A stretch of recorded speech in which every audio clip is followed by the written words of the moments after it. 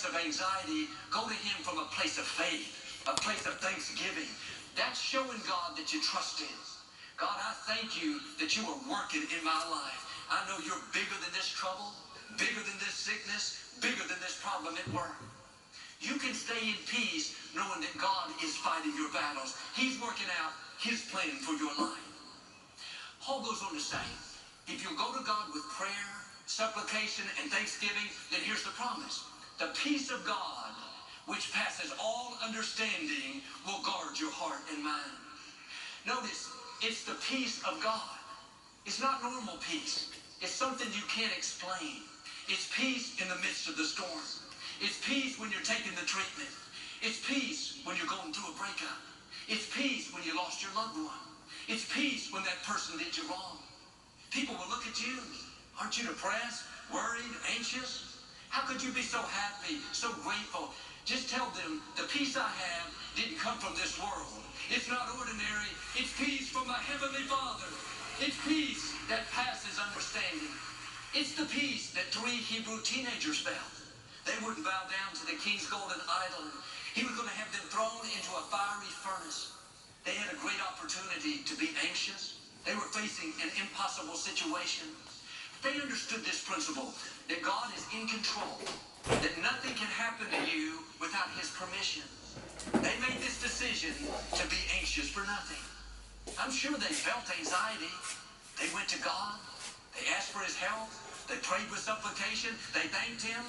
What happened? Peace that passes understanding showed up. They weren't worried, complaining. God, where are you?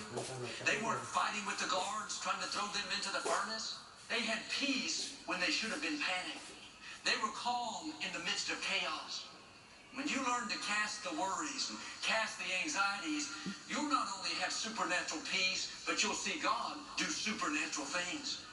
This king was so furious, he told the officials to turn up the fire 7 times hotter than normal. These teenagers said, in effect, King, you don't control our destiny, God does. If it's not our time to go, this fire is not going to harm us. I can hear him laughing. Yeah, right, we'll see. They bound their hands and feet, threw them into the fire.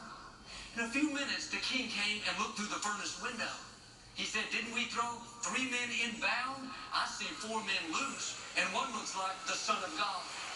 They went into the furnace in peace, and the God of peace joined them, just to make sure everything turned out right. If you'll stay in peace, go into the fire, the trouble, the sickness, not upset, anxious, what's going to happen, then the God of peace will join you in the fire. Like them, you'll come out without the smell of smoke. God will fight for you. You may be in that fire now and you're tempted to panic, live uptight. No, it's time to start casting. Cast the care, cast the anxiety, cast the worry. God has you in the palm of his hand. He didn't bring you this far to leave you. He's done it in the past and he's going to do it this time. But defeating anxiety requires trust. You may not know all the answers. You don't see how it can work out, but God has it all figured out. His ways are not our ways. We think natural, but God is supernatural. He's already planned out your days for good. It may not be good right now because there are pieces missing, but when God brings it all together, it will be better than you've imagined. Trust him when you don't understand. Sometimes we're anxious over the future, over what might happen. Other times we're anxious over the past, mistakes we've made, regrets, things that could come back to haunt us. I love when God brought the Israelites through the Red Sea. He didn't just make a way for them to escape, but he drowned all of their enemies. If he would have just brought them out, they would have always lived with the threat that the Pharaoh and those powerful warriors could come find them. The Israelites would have lived in fear, always thinking in the back of their mind that they could be coming, looking over their shoulder. There would have been this lingering worry, lingering anxiety they'd always be dealing with. But when God drowned their enemies, he put an end to what could harm them. In other words, he freed them from their past.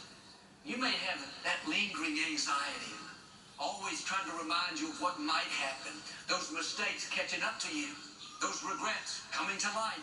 Can I tell you, the threat has been taken care of. God has put an end to what you're worried about.